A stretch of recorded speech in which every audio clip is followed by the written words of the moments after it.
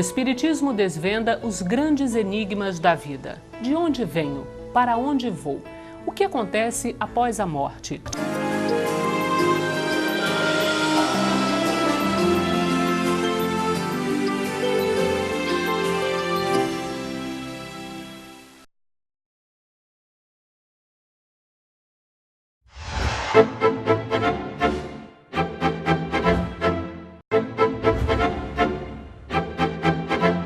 Está começando mais um programa Transição, a visão espírita para um novo tempo.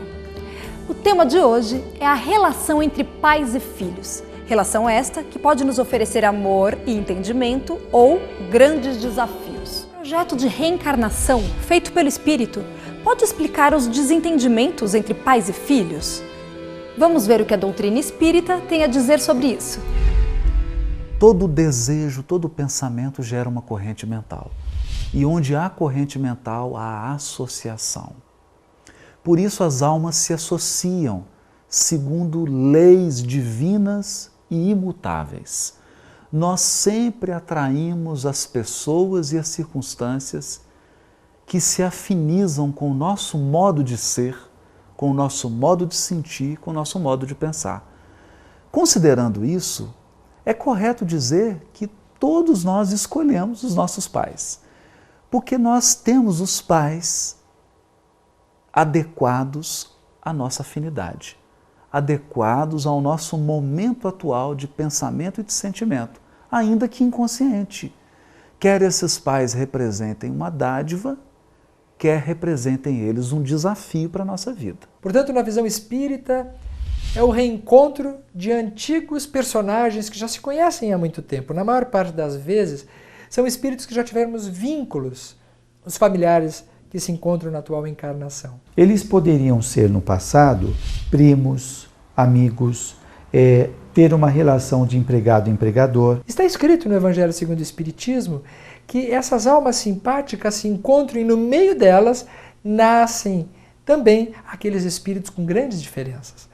Tendo em vista a aproximação e a diminuição dessas dificuldades que foram construídas, às vezes, pelos laços dos desafetos, os laços de disputas, de guerras, de rancores profundos, e somente a reencarnação poderia ajustar, dentro da consanguinidade, pelos laços de família. Nesse sentido, ninguém está no lar errado.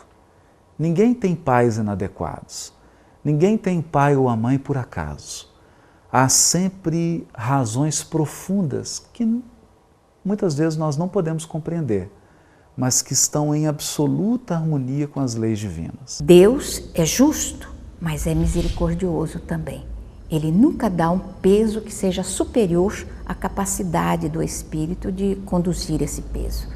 Então tudo entra dentro de uma programação divina. O espírito tanto pode falir nessa reencarnação, quando ele pode, com seu esforço, superar. Aliás, é para isso que o Consolador veio, para esclarecer as pessoas, para logicar com as pessoas. A reencarnação tem essa finalidade, a finalidade de uma nova oportunidade, uma nova experiência, tendo em vista o processo evolutivo de todos. E ao contrário do que se imagina, não estão na família apenas os indivíduos antipáticos, aqueles que não se dão. Está no Evangelho segundo o Espiritismo a colocação de que na maior parte das vezes se encontram na família espíritos simpáticos. O pai que nós temos hoje, a mãe que nós temos hoje, é a melhor experiência para o dia de hoje. E nós devemos, ainda que se tratem de criaturas que nos tragam aborrecimentos, preocupações, devemos recebê-los com todo o respeito, com toda a honra, com todo o amor, sabendo devolver em afeto, em dedicação, o que eles merecem. Então, nós estamos reunidos num ambiente complexo, sim, é verdade, mas é através desses conflitos familiares, dessas situações, que vamos evoluindo. Diríamos que as brigas que existem na família se devem muito mais pela nossa dificuldade evolutiva, pela nossa pouca evolução, do que tanto mais por serem espíritos inimigos, como muitos pensam. Bom, os conflitos eles podem nascer da divergência de interesses, de ponto de vista, de visão de mundo, né?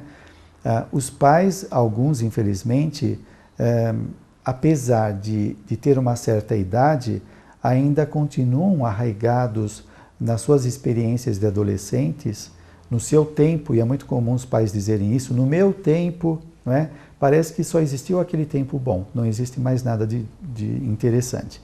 Então, essa rigidez de postura, de achar que o seu tempo é o melhor modelo para todos, gera um conflito com os filhos que estão nascendo numa outra época. A gente se pergunta, por que Deus permite que um desafeto, um grande inimigo do passado, venha na figura de um filho ou de uma filha? É porque Deus espera, anseia que a gente converta o desafeto de ontem no amor de hoje. E Ele usa o amor filial, esse amor natural que uma mãe e um pai sentem por um filho, como cura. Então não resista. Deixe que o amor paternal, o amor maternal, cure a relação que você tem com seu filho ou com a sua filha. Quando os pais se colocam com os filhos na mesma posição, como se fossem apenas amigos de um pai e uma mãe, pode ser amigo dos seus filhos e deve, mas jamais abrir mão do papel de pai e de mãe. Porque amigos os filhos terão muitos, mas pai e mãe terão aqueles a que eles devem se reportar. E, portanto, nessa posição, nós não estamos num regime de horizontalidade. Do ponto de vista do funcionamento familiar, há que ter essa hierarquia na qual os pais, eles têm a função de educar os filhos e têm a responsabilidade civil e espiritual disso. Logo, os seus filhos têm que se submeter e os pais têm que se apropriar desse poder e assegurar essa educação de forma a poder estabelecer um caminho de convivência saudável. Uma família que não tenha problemas, um casal que não brigue, filhos que não se atritem com pais, é um problema também.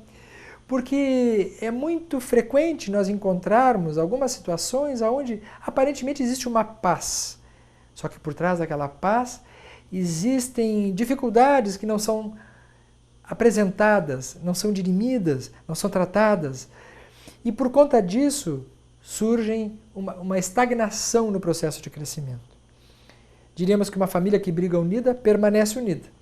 O problema não é a briga. O problema é permanecer brigando sempre. É assim que os conflitos precisam ter a maturidade, principalmente por parte dos pais, no encaminhamento dessas situações, onde o respeito e, naturalmente, o diálogo devem fazer parte desse caldo de cultura positiva, em que mais tarde veremos os resultados. Na adolescência, esses atritos são reeditados. Mas nós sabemos também que a adolescência é uma segunda infância, uma segunda encarnação, é como se o espírito estivesse novamente mostrando as suas características. E é nesse momento que, pela diferença dos opostos, vão se formando aquelas características mais definitivas da personalidade. Então, diríamos, não vamos ter medo dos conflitos. Podemos ter medo, sim, de uma ausência total de conflitos, que poderá estar indicando algum problema ainda muito maior. Vamos trabalhar com os conflitos, sim, num ambiente em que o respeito, o diálogo serão a solução dessas dificuldades. Então, os pais precisam manter o equilíbrio cuidando dos seus filhos numa autoridade amorosa, numa convivência saudável, que premie o diálogo e a exemplificação do bem que eles preconizam para os seus filhos nas suas falas. Até brincam que toda família tem uma ovelha negra. Não é uma ovelha negra. Dentro da lei de solidariedade e do amor, o mais complicadinho nasce numa família mais harmônica. E às vezes tem educadores maravilhosos que têm vários elementos difíceis na família. E às vezes, num exemplo de renúncia, pais maravilhosos aceitam um elemento muito difícil, que para os menos avisados representa dor, mas que à luz dos séculos é o amor em ação. A gente aprende muito com os filhos, com crianças especiais, a gente aprende muito mais. Quando um lar recebe uma criança portadora de necessidades espirituais, portadora de dificuldades, sejam elas físicas, ou dificuldades psíquicas, ou dificuldades emocionais, dificuldades cognitivas, é porque Deus confia naquele pai, naquela mãe, confia naquela família como guardiães, como pessoas que serão capazes de redirecionar o destino daquela alma que nasce. Do ponto de vista reencarnatório, essa criança especial é um espírito como nós, que hoje está nessa condição por alguma coisa que ele fez no passado que gerou alguma alteração orgânica ou psíquica. Invariavelmente, os pais estão implicados nesta alteração, nessa deficiência, se for o caso, não é? Porque tiveram algum tipo de relacionamento no passado onde favoreceram para que a pessoa tivesse essa alteração no físico ou no seu psiquismo. Então eles vão reencarnar nesse grupo familiar que estão comprometidos com esta pessoa para ajudá-lo a suportar a prova ou a expiação para que ele possa se educar ou se reeducar. Mas em outras circunstâncias, surgem filhos nessa posição de crianças com dificuldades, crianças especiais, exatamente com pais que aceitaram essa posição de tutores em função da amorosidade. São espíritos que, por amor e não por dívida, decidem receber almas queridas que fracassaram para lhes ajudar na retomada evolutiva, nesse recaminho do qual eles se extraviaram. Quando alguém já nasce doente, é porque ele está a caminho de curar-se. E a doença muitas vezes é um instrumento utilizado pela providência divina para curar a alma. O corpo nasce doente, mas quem está sendo curado é a alma.